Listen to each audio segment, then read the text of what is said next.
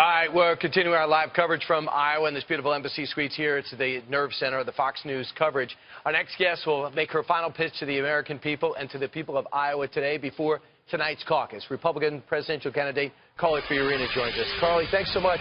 Great to see you again. Great to see you. It seems like yesterday when you were releasing your biography, releasing your story to the country, and you said to everyone, for everyone to know, no one knew who you were back then. That's right. And in what way did you accomplish your goal? Getting your name out? Well, first of all, this is not the end of the process. This is the beginning of the process. Despite all the discussion for the last 10 months, people only start voting now. We're leaving here and heading to New Hampshire. But you're right. I started out 17 out of 16 candidates. Less than 4% of the people here had ever heard of me. Right. And we're going to surprise here in Iowa tonight.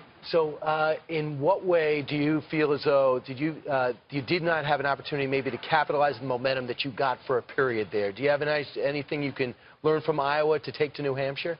Well, I disagree with the premise of your question. See, I don't judge how this campaign is going by the polls. And the reason I don't is because the polls are so frequently wrong. They've been wrong over and over and over again. They're particularly wrong in Iowa. They have historically been so wrong in Iowa. So I know what I see on the ground.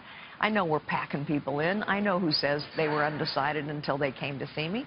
So we're going to exceed expectations in Iowa, just as we have all along the way. And despite the fact that the game is rigged in a lot of ways, we're going to keep going. In what respect is it rigged?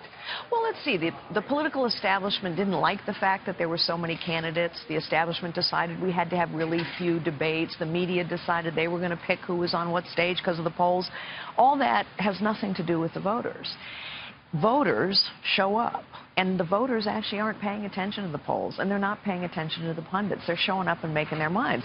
I've had, I would say, 20 events in the last 48 hours, and you'd be amazed how many people walked in undecided and how many people walked out caucusing for me. So we're going to surprise. That sounds a lot like the Santorum story from 4 years ago.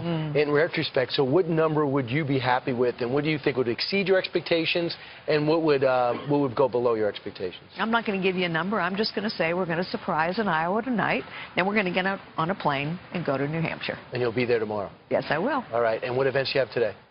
I'm going to several caucus events, and I have radio, local radio, all day today. Wow. Carly Fiorina, thanks so much. Thanks, Brian. Great nice to see you.